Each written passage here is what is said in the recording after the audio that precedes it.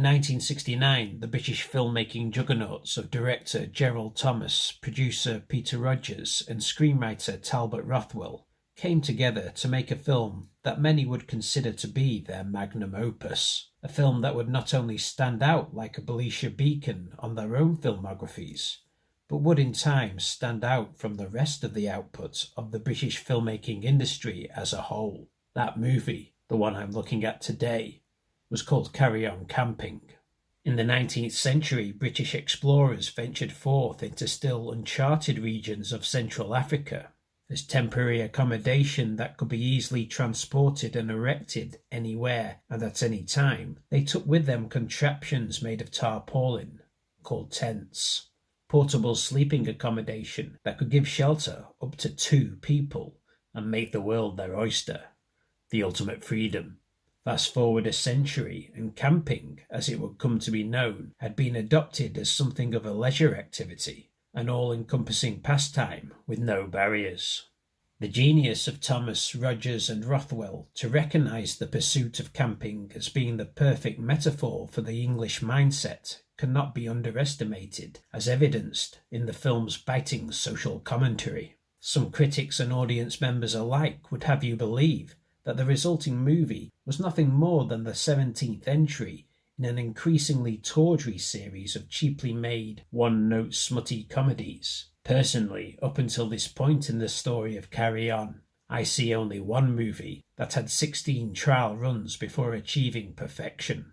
Those same po-faced cynics would also have you believe that outside of providing a few cheap laughs, camping and its cinematic forebears carry very little artistic value.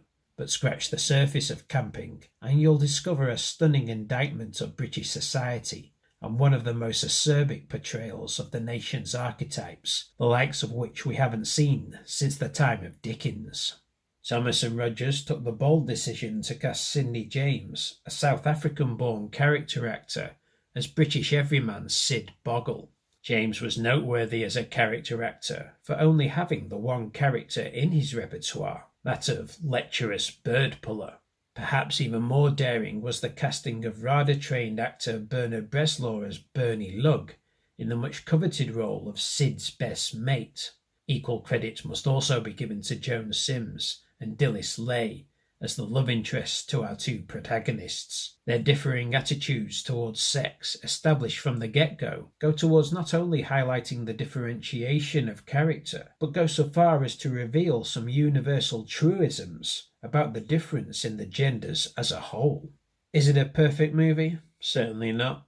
Not all the subplots work. Charles Hawtrey's exacerbation of the Terry Scott character, much to the ignorance of his wife, played by Betty Marsden, seems to be played entirely for laughs as far as I can see.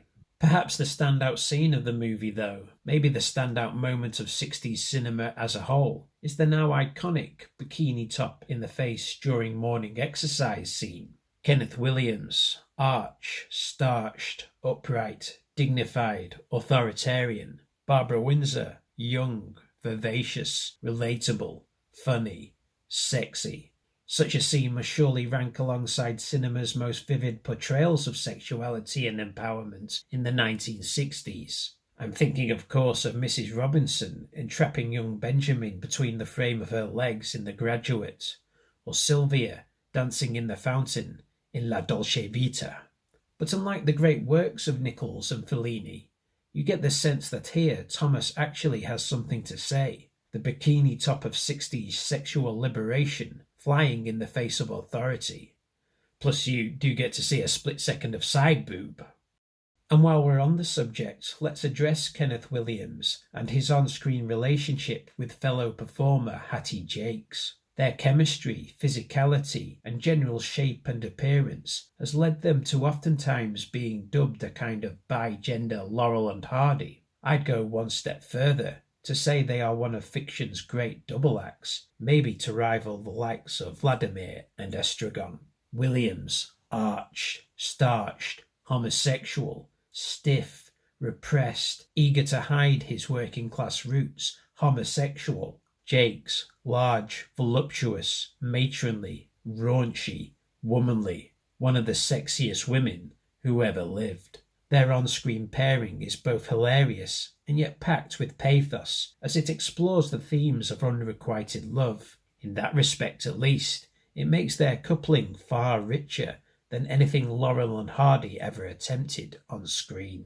The film takes a surgeon's scalpel to what was happening in Britain at the time. Very few subsections of society managed to avoid the crossfire, not least in the film's final, where hippie culture, in the guise of the mock rock band The Flower Buds, is lambasted with an almost feverish intensity. The genius stroke by the filmmakers to have the various archetypes of the film, previously having been antagonistic towards each other, unifying as one in order to defeat the beatnik mentality that was threatening the moral fibre on both sides of the Atlantic in the 1960s, is probably the film's masterstroke. Sid Boggle's plan to use the enemy's might against them and take down this incendiary collective, not with a gun, but with the needle and thread, must surely rank as one of cinema's great game plans. Threading all the hippies together whilst dressed as a hippie and then dragging them away with a tractor. Tell me that won't actually work. Carry On Camping is that rare beast, a comedy that's equal measures hilarious, satirical, subversive, and never preachy. You don't so much watch Carry On Camping as get walloped over the head with it, as if it were the cinematic equivalent of a steel cauldron full of pea soup. If there was any better satire going on in the 1960s, I've yet to see it. 2.5 stars out of 5.